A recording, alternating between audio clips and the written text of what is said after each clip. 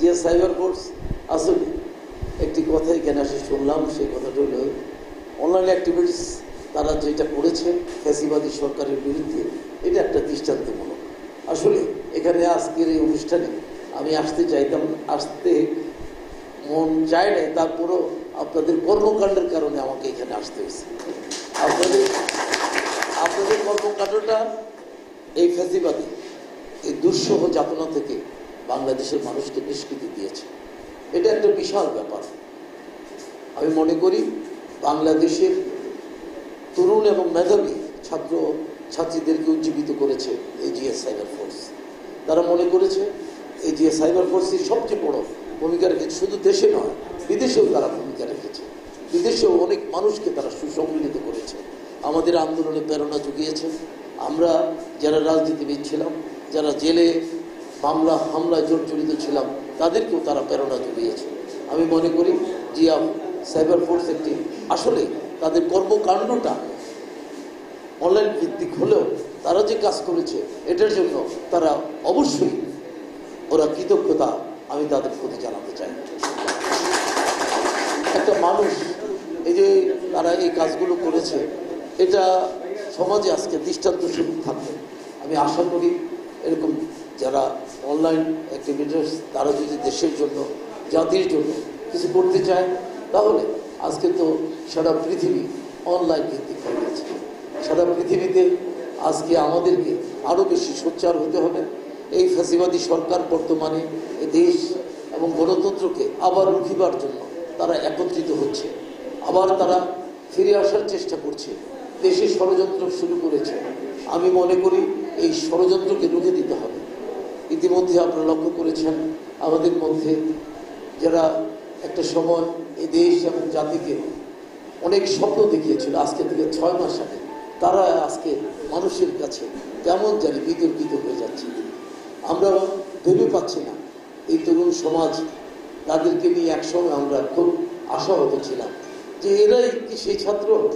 আমি এদের নিয়ে কল্পনা করতাম, এরা মনে হয় সারাক্ষণ মোবাইলে সারা রাত জেগে থাকে, 2টা-3টা পর্যন্ত, সকালবেলা 12টা-1টা পর্যন্ত ঘুমায়।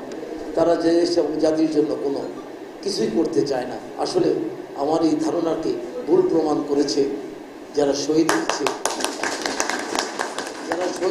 যারা মুগ্ধ, এবং আমাদের চট্টগ্রামের কিনা নাম ওয়াসিম, তারপরে হলো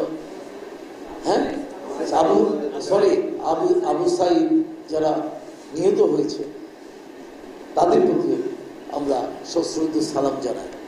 তারা এই দেশের জন্য জাতির জন্য তারা আত্মহত্যা দিয়েছে। আজকে যা হচ্ছে এটা কিন্তু তারা এই জন্যই তারা আজকে এটা পড়ে যায়।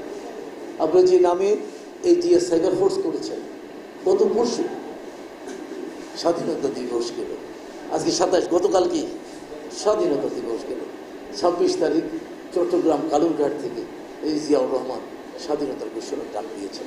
একজন মানুষ একটা দেশকে পরিবর্তন করতে পারে, একজন মানুষ একটা দেশের জন্য যা ইচ্ছা তা করতে পারে যদি তার মৃত্যু ভয় না থাকে। জিয়াউর রহমান সেই মানুষ।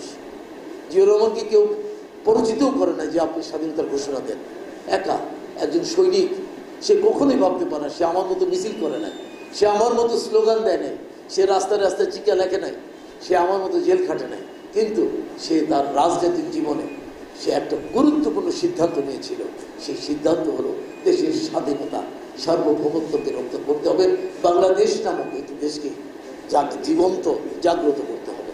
জিয়াউর রহমান আমাদের সেই নেতা, দেশের প্রতি মমত্ববোধ প্রকাশ করেছিল এবং দেশকে স্বাধীন করে 9 মাস যুদ্ধ করে স্বাধীনতার ঘোষণা দিয়ে জিয়াউর রহমান ক্ষান্ত হন নাই। জিয়াউর রহমান স্বাধীনতার ঘোষণা দিয়ে নিজের সম্মুখভাগে যুদ্ধ করেছেন 9 মাস। দেশ স্বাধীন করার পরে উনি আবার প্যাভিলিয়নে ফিরে গিয়েছেন।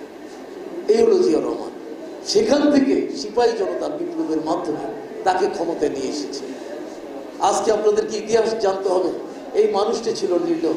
যারা পৃথিবীতে বিপ্লব করে, যাদের কথা বলা হয়েছে পৃথিবীতে বড় বড় বিপ্লব করেছে, যে দেশ জাতিকে যারা রক্ষা করেছে, তারা কোনো দিন ক্ষমতায় আসে না। তারা জিয়াউর রহমানের প্যাভিলিয়নের মধ্যে চলে গেছিল, তারা ষষ্ঠ স্থানে তারা চলে গিয়েছিল। সেই জিয়াউর রহমানকে এদেশের জনগণ মনে করেছিল যে জাতির একটি ক্রান্তি লগ্নে যখন শেখ মুজিবুর রহমান সাহেব পাকিস্তানের সঙ্গে আতাত করে 25শে মার্চ কালো রাত্রিতে যখন উনি তখন যিনি পাকিস্তানের কারাগারে চলে গিয়েছিলেন, পাকিস্তানিদের সঙ্গে আতাত করেছিলেন, সেই মুহূর্তে একজন মানুষ, এই যে আজকে অনেক বড় বড় আওয়ামী লীগের নেতা যারা বলে আমরা এই দেশে মুক্তিযুদ্ধ করেছি, দেশ স্বাধীন করেছি, সম্পূর্ণ ভুয়া। তারা সবাই চলে গিয়েছিল পার্শ্ববর্তী দেশ ভারতে। জিও শেখ মুজিবুর রহমান পাকিস্তানে চলে যাওয়ার পরে, পাকিস্তানের কারাগারে বন্দী হওয়ার পরে দেশ শূন্য হয়ে গিয়েছিল। কে নেতৃত্ব দিবে? ঠিক সেই মুহূর্তে এই মেজর জিয়া চট্টগ্রাম কালুরঘাট থেকে ইথারে দেশে আসবো, আমি মেজর জিয়া বলছি। এই জিয়াকে চিনল মানুষ। একজন মানুষ তার সারা জীবনের সম্পূর্ণ শক্তি দিয়ে এবং দেশকে কতটুকু ভালোবাসলে সে এই পর্যায়ে বলতে পারে। সে জানে যদি পাকিস্তান থেকে বাংলাদেশ আলাদা না হয় তাহলে কোনোদিন বাংলাদেশে আমি জিয়াউর রহমান বেঁচে থাকতে পারবো না।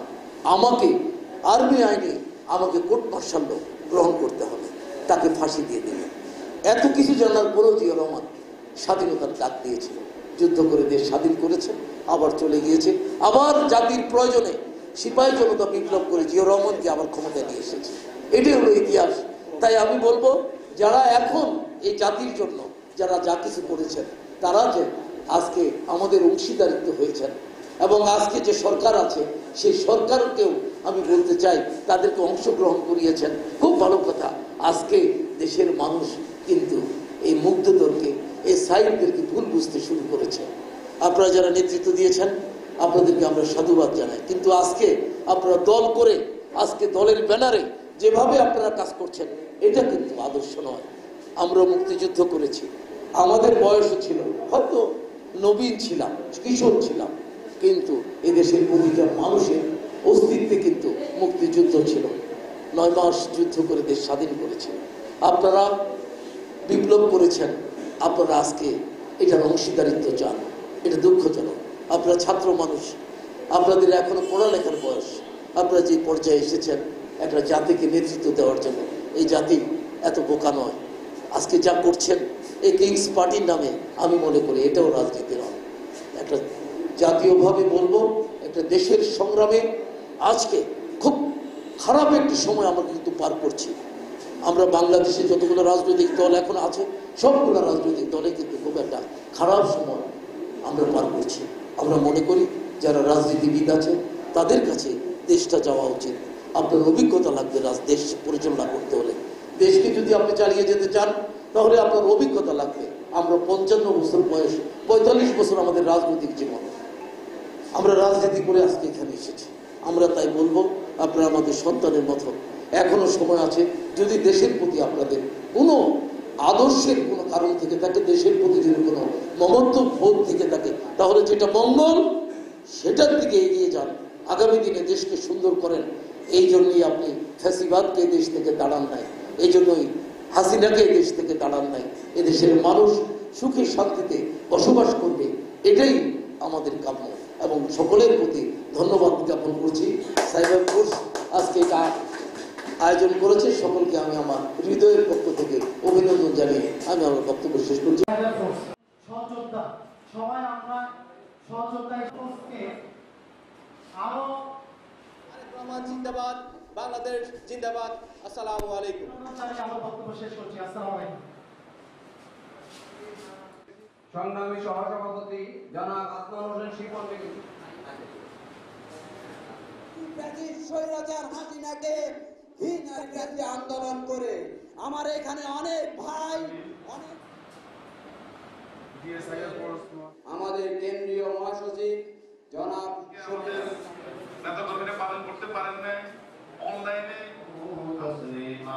সাল্লাল্লাহু আলাইহি ওয়াসাল্লাম। রব্বুল আলামিন 1971 সালের পরে